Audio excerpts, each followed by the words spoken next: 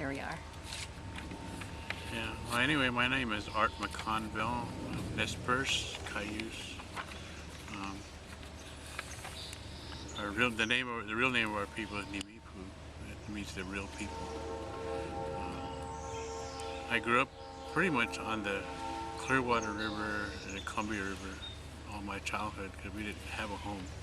We lived on the river in camps and stuff. And my mother's family is from the Wallowas, from the Wallowa Lake area under Holocaust band, and my dad's from Looking Glasses band in Idaho. And we're non-treaty people, one of 5 tribes, 2 of 5 tribes, I guess.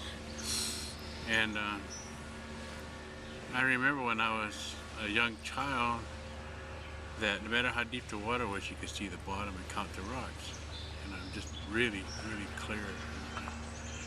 And of course you could drink the water any place, any river, any stream, creek, whatever, including the Columbia. And that was before the Dallas Dam, and I spent a lot of time at Celilo, at fishing grounds up there. And the water was, we were never allowed to go into Columbia at that time because the water was so turmoil.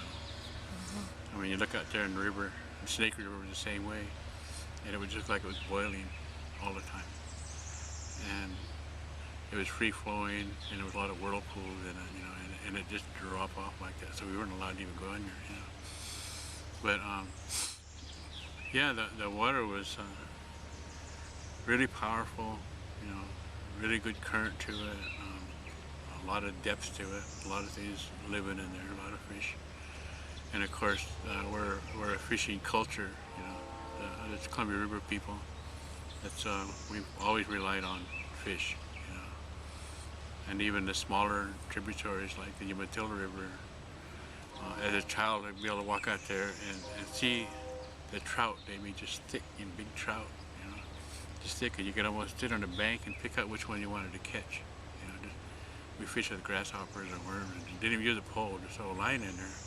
But like I say, you could just see clear to the bottom, and just kind of pick out which fish you want. Sometimes we try to catch them by hand, I mean that was just kid stuff, And so our people have always been dependent upon the rivers, not only for food, but for the water itself, and also for transportation, because most of the Columbia River people are also part of the canoe family too. I mean, they had canoes that went clear up that way, And a couple of years ago, there was a 50-year celebration at Celilo, and the canoe people from the coast came up. They brought their boats all the way from their homelands on the coast up to Columbia, but we depend a lot on the clarity of the water, the pureness of the water, and our elders are really upset because of the things that are going on with it now, and a lot of it they didn't understand or even knew about, and there's still a lot of things going on that we still don't know for sure about, like out of Hanford, we know now, after years and years, of somebody finally telling us, that stuff's been in the water forever, and so we've been eating fish out of there all these years, and we still eat fish out of there, it's ceremonial fish. And then I hear about what's going on in the Willamette. It sounds like it's even worse than in Columbia. But I'm concerned about that because not only is it a food source, but it's also water that feeds everything else, because without water nothing would grow, nothing would live very long. It would be just a total dried up world, I think, without it. So, and then ceremoniously, of course, when we have ceremony, everything has to be pure. We don't like to use anything that even man has even looked upon, if possible. Whether it's the tangible thing like roots and berries or herbs and stuff, or whether it's water. Because to us, back home and even here, before we start anything, we have a glass of water, because then we recognize, we honor the water and its purity and its life-giving source, because we know that without it, we'd all die, And if there's things in it that we don't, that we don't need, and like we don't need most of the stuff that's in the air, or in water, or in the ground, or wherever it's at nowadays, but we've always depended on it so we can maintain that healthy life. You know, that's pure spiritual life. Because, like, if my elders that taught me, if they went down here in a glass of water and they knew what was in that river, it'd be useless to us. We couldn't use it at all for anything. Because even if the big developers, they turn over land and they try to put stuff back like it was, then they won't use that land anymore because it's contaminated by man. You know, and so eventually we won't have anything for ceremonies, and it's probably killing us off anyway. You know, but how much longer this is going to be able to go? I mean, you know, what's growing in there that we don't see yet? You know, and what probably the effects that that water has on people now, we still haven't seen the outcome of that, you know. And when we do, of course, everybody will be in denial. You know, no, we didn't do that, you know. So,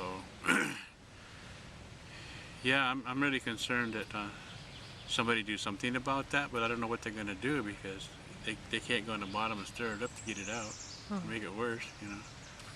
And I hear there's mercury in there, and I heard they've caught some fish in there that was yellow in the inside. You know, so that's pretty bad. You know, that's really bad. You know, who knows what's eating that stuff? You know, and maybe the birds. You know, and then what's eating them? You know, and it just process it. You know, so it's really a bad thing for our people. You know, and it's totally, it's almost useless nowadays. I think. You know.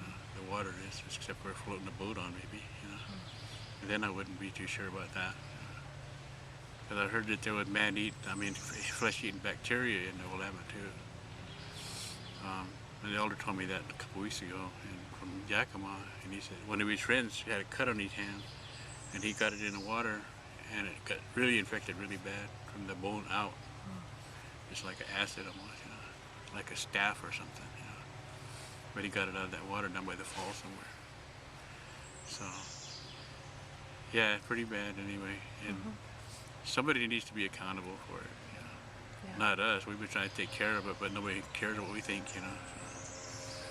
But so we're gonna start doing ceremonies on the river, you know, spiritual ceremonies everywhere, because it's just so overwhelming that we had to do something, you know, contribute. The best way we know how is through song and prayer and ceremony. You know? So we're going to start doing that, try to help. And we're sure it'll help because nothing else is going to work. You know? We're not completely, not like that. And if people can be healed, rivers can be healed. You know? Do you currently fish from this water? I don't. I'm never still long enough to go fishing any place. You know? I used to. I mean, my dad was a fisherman in the Columbia, and all my uncles and even all my aunties and cousins are fishermen. My part of the family out of the Yakima Valley, even the girls got their own boats and stuff, you know, and nets and stuff, and they all fish, and they still fish today. One of the girls had managed to not fish and got double masters a couple years ago, but she's probably the only one. Everybody else still fishing. You know? But she's kind of an activist, so you know she's probably going to help that way. So yeah. Good. On a positive.